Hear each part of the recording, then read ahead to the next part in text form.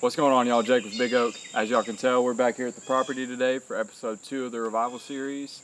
We've got a lot planned for this weekend, today and tomorrow.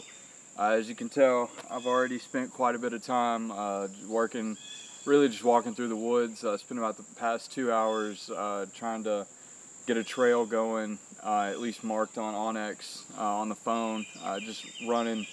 Pretty much cut the property in half. So we've got pretty much all of it planned for this weekend, from pulling cards, checking cameras, putting up a new camera actually. We're gonna go ahead and put some no-till plots in and try to spray a few duck plots, get those ready for hopefully in about 2-3 weeks, coming back in here with some Jap millet, sowing that out and getting the rest of our food plots ready for this fall. Caught a little bit of a break in the heat today. I think it's only going to be about 89 today, but tomorrow it's coming right back. It's upper 90s. What we sprayed last time, it's looking great. I think we're going to have some pretty solid results out of this no-till, sowing that out today. Looking forward to doing that. Got a lot of work ahead of us this weekend. It's about 8:45 right now. We're going to take a little bit of a break before we head back into the woods. What we're going to do right now is we're going to go ahead and go spray the duck plots. Just finished them off last time. Didn't quite have enough, didn't get a real good solid kill on that plot, so we're gonna go spray the rest of that, try to spray the trail coming out and mark it as well, and then do that on our way back up here, change that card out too, and then after that we're gonna grab the seeder and go get these no plows in, and then probably head back to the house after that. So that'll be our morning. Go back to the house, rest up after that. So right now, let's haul off in the woods and get the spraying done. First, we're gonna go spray the duck plot. I think I'm gonna call it Big Tree. Y'all see why. I mean, it's pretty self-explanatory. But I think Big Tree is gonna be the name, at least for now.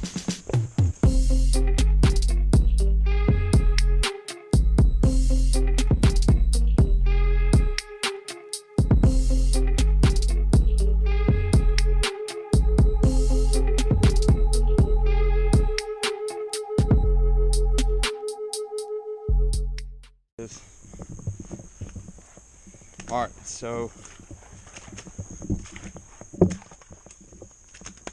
we're just getting to Big Tree.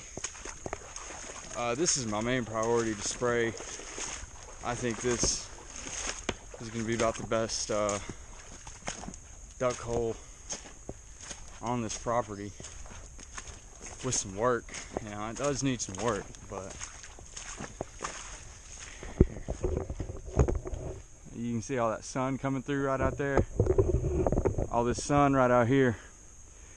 We're gonna come through and spray. We already sprayed from the other half coming this way. So we sprayed the other half of this plot coming towards where we're at right now. Just coming south. So now we're gonna start on the south side and work our way north and just try to catch the rest of it.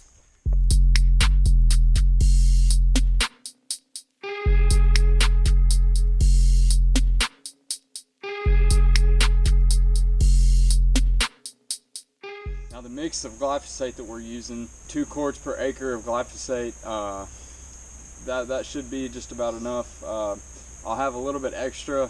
I think this mix that we've got right here is a little bit on the stout side, so either way, we're just going to go ahead and spray all this. I mean, these plants have such broad leaves on them still, just because, you know, it's late summer, getting to be, so this will catch anyways.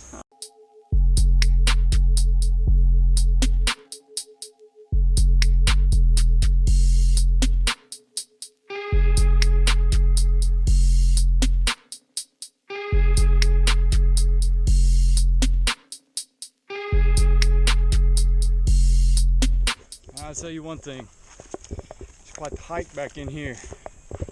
Whew. All right.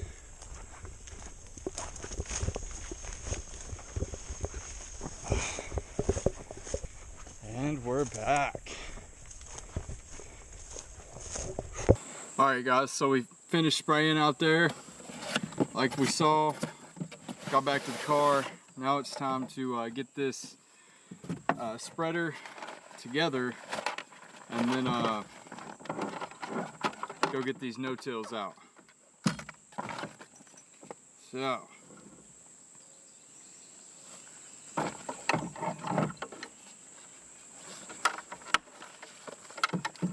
boom.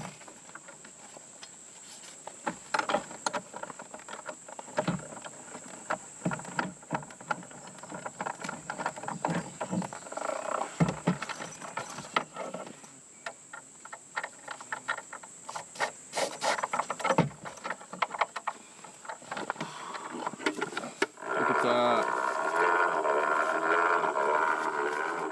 Ready to go. So what we're going to put in our no-till plots is this Whitetail Institute Imperial no plow. I saw some really good reviews on it. Just, you know, people really getting it to come up without hardly any work at all. So that's good for us, especially with as late as we're getting to start prepping to put a plot in. You know, just really all we've done is just spray glyphosate. So we're just gonna go ahead and put this out and see what it does. You know, if it doesn't come in right, if we're not happy with it, we'll have to switch things up next year. You know, that's what this is. It's a learning process. It's an experience. So that being said, we're gonna plant about 20-25 pounds an acre. Probably just go ahead and do 25, just because we've got 2 bags, got 2 plots to put it in, so it works out perfect. Back into the jungle we go. It's a diamond in the rough right now, but we're giving her the love and attention that she needs. That these animals, these ducks and deer, they're gonna thank us later for it. So it's exciting. Feel good about it. We're gonna go ahead and do the farthest plot first, so the box blind, and then come back up to the car, refill the bag, and then just hop back down here to the lean on.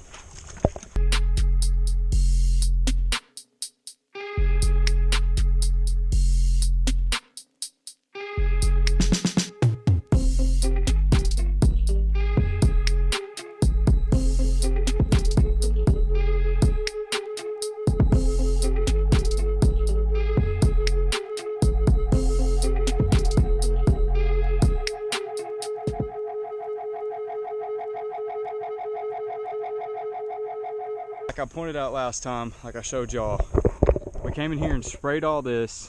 You can tell it caught in some areas and in others it didn't, not so much, but that's all right. It's not overly thick. There's plenty of bare dirt. We're expecting, ideally I was gonna wait about another week or two, so about the 1st of August was when I was gonna try to get this in. Today's the 25th of July, so almost there, but we've got some rain coming in from this tropic storm that's coming up. Supposed to be in the next day or so and on throughout the next week. So I figured this is just about as good of a time as ever. Might as well go ahead and get it in, even though it is a little bit early. It's gonna have plenty of time to grow before bow season starts, before deer season gets kicked off. And with this rain coming in, I think it's just a safer bet to go ahead and put it out now, especially with it being a no-till. There's no guarantee that this is even going to come up. So I'm just trying to use, you know, stack as many factors in our favor as I can.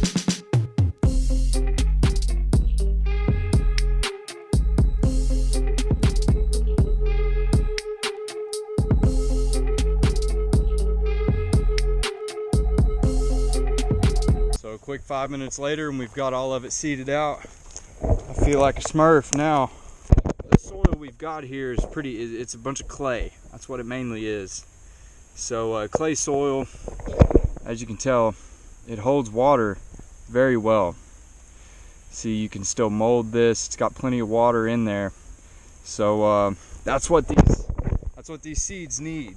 And this no plow blend that we've got right here One thing that Whitetail Institute did is, it's actually what all this blue stuff is that I've got all over me now. It's the seed coating that they put on that helps it retain water and absorb it just whenever it can. It's really going to soak up this water, and the roots are going to establish pretty quick, and it's going to start growing. So hopefully in 2 or 3 weeks when we come back here to seed the Jap millet, this will already be established, it'll be growing, and it'll be looking healthy. Right now we're going to head back up to the car. We're going to refill our seeder, our spreader.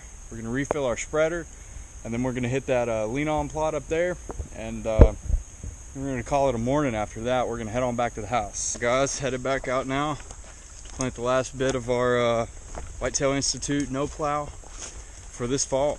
This is it. I do have one more plot that I'm going to plant, really just as a pure experiment. I have absolutely no idea how that one's going to turn out, but we'll talk about that probably tomorrow, I imagine. But right now, let's hop on out here, get this seeded. Oh.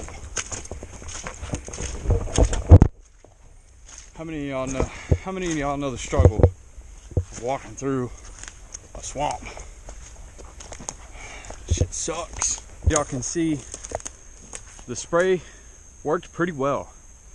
I'm pretty happy with it. Yeah, there's still green and everything, but there's plenty of room for the seed to get down to the ground. This is very, very moist soil. Not gonna have a problem. Not gonna have an issue with water in this spot. If anything, I mean, this water that's right out here, might flood it. But that's gonna be the problem over here. Two different worlds. But regardless, we're gonna get this seeded. We're just gonna see how she does. Like I said on the other plot, I don't even know if either of these plots are gonna come up and be huntable this year. But I can tell you one thing, either way, my tail's gonna be in both of these stands, trying to make it work.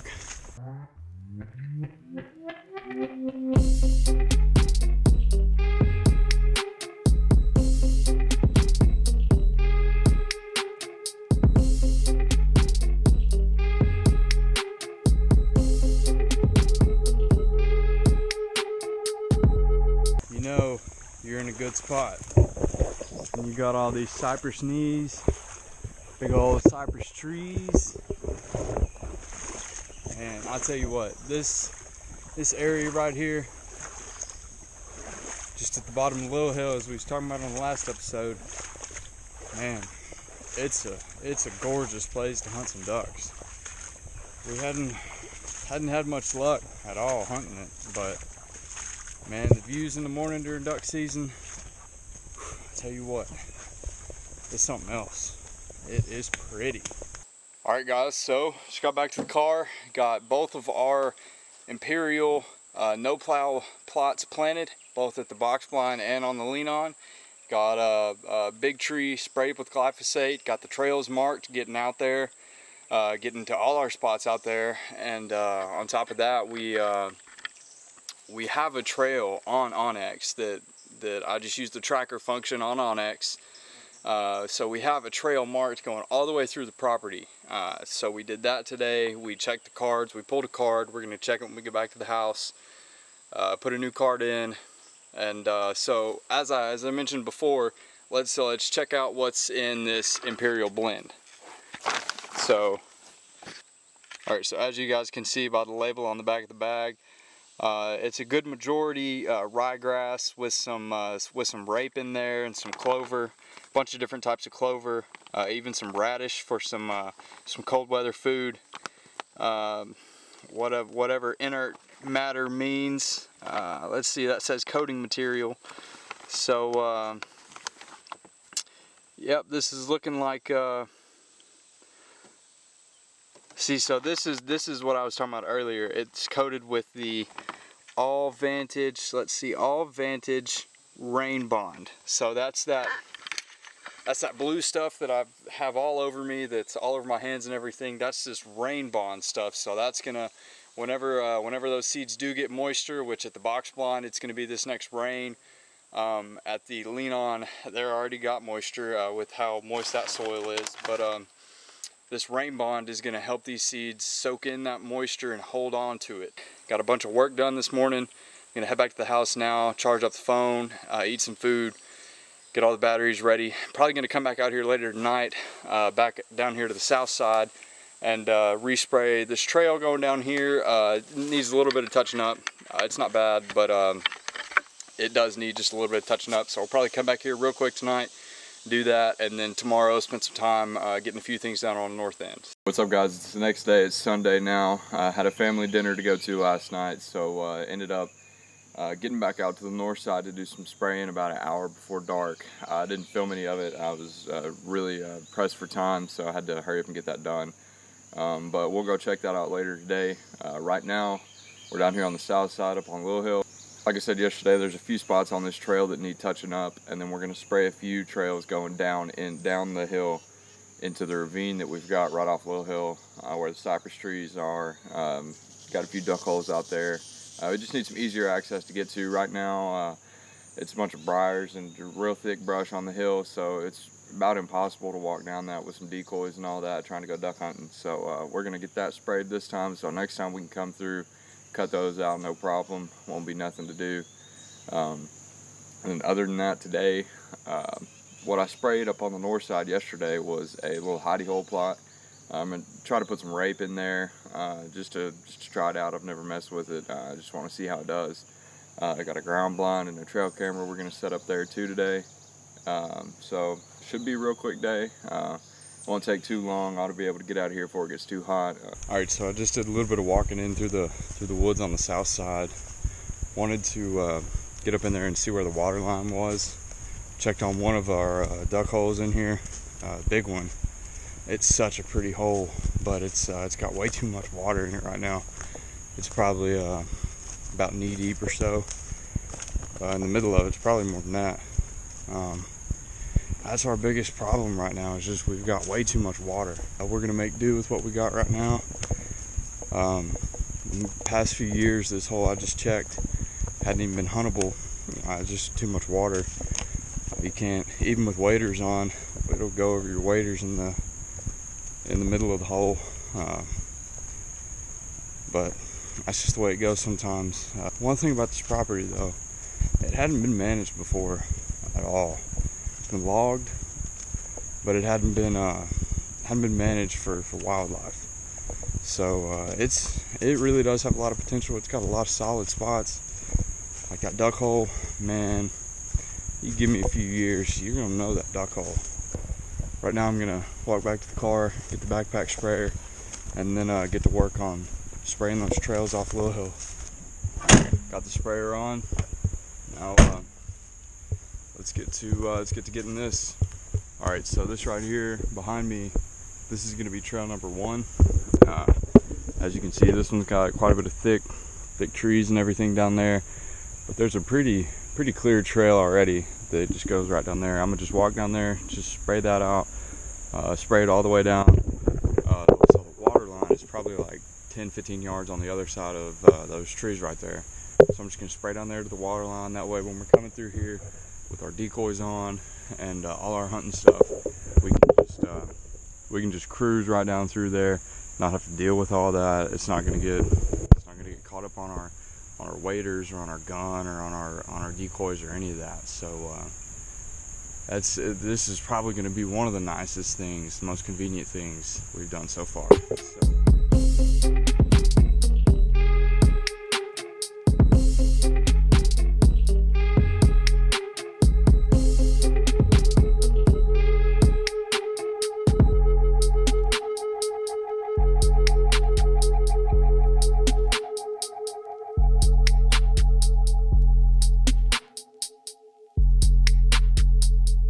We just got to trail number 2, and this is one of the best views I think this property is gonna have. It still needs some work. You got to use your imagination a little bit, but I don't even know how well the camera's gonna pick this up. But you see we got all this grass right here and a few trees down there. And all this is going to be gone right here. As you can see, this is what I was talking about. It needs touching up. It's about halfway dead. We're going to get the other half today though, so that'll be good. And then you walk down here, you can kind of see the trail right through here. See the trail right down there. This one's going to be a bang. But man, look at that view. Look off in these woods right here. That's just down in a cypress bough right there. Once we get all this cleared out, being able to like look back, look off in the woods right here, it's going to be a pretty view for sure. We got a lot of work to do right here, so we better get to it.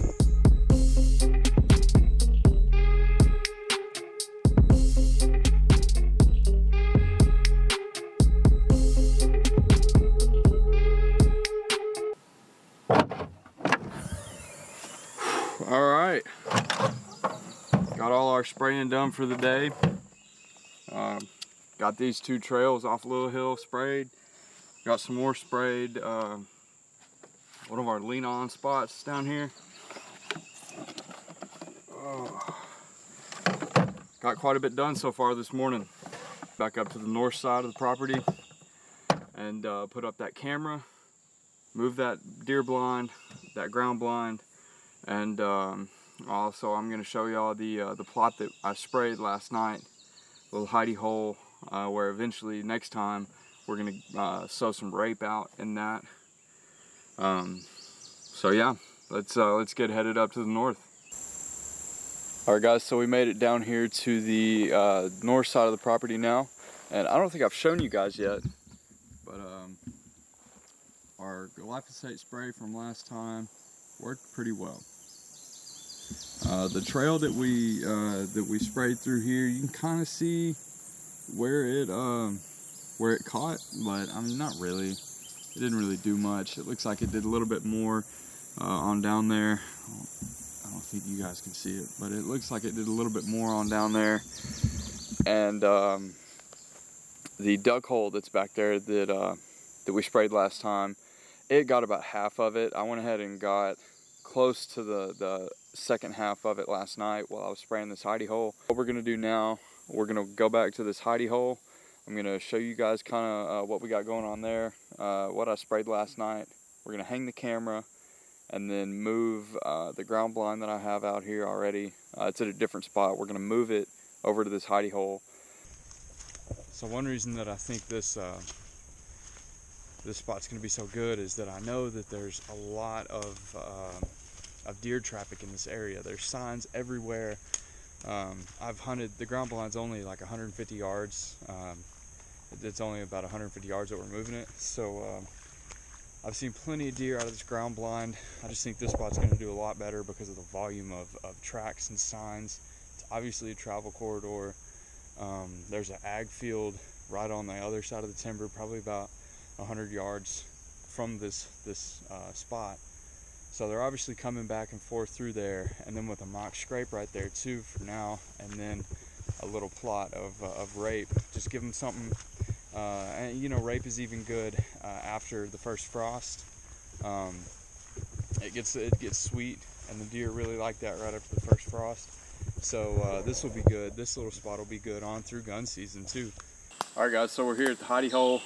What I'm gonna do here is this is just right where you can obviously tell they've been walking. There's tracks everywhere. So what we're gonna do is we're gonna put up a mock scrape, just like we're gonna put it up in this tree right here in this little overhang. I'm gonna leave it, try to have it about right here, about around 4 foot off the ground.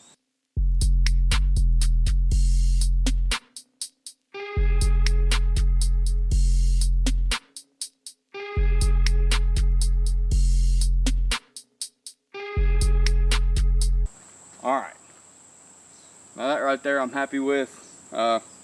One other thing that I do need to do, I'm going to go through and just clear this land out, or not clear it, but you know, like scratch it up, make it look like somebody's, or some deer's been, you know, sitting here pawing at it. It is a mock scrape after all. Alright, so now that we've got that, the mock scrape up right there, let me show you what we got going in this plot. So here's a little hidey hole. As you can see, it canopy opens up there, lets some sunlight in. So we came in here last night and we sprayed all this.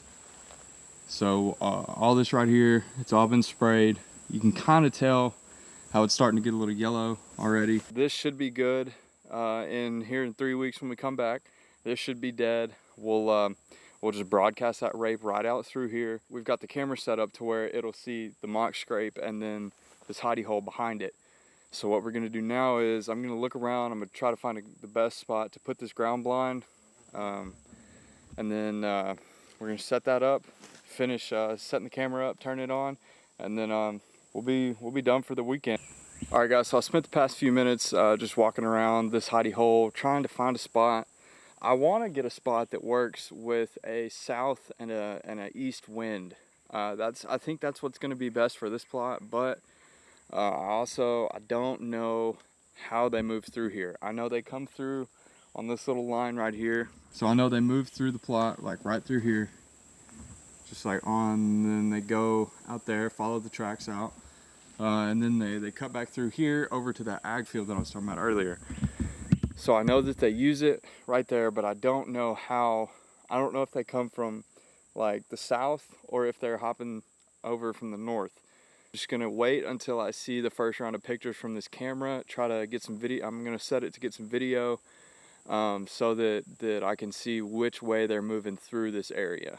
So I don't want to put this blind anywhere before I see how they're moving, just so I can figure out how to get to the blind with the least amount of scent exposure, so that I'm not like walking across their path, so that when they come, they smell me instantly. I don't want to do that. So I want to be able to put this blind in a spot that's both good wind-wise while I'm hunting and also getting to the spot. And if that means I got to find a different trail to get to the blind when I end up putting it somewhere, that's totally fine with me. I just want to be able to plan that out and know that when I'm going to the blind and also when I'm hunting, my scent's not affecting the hunt. All right, guys, so I got the camera set up back here behind me. It's pointing right at the hidey hole and at the mock scrape.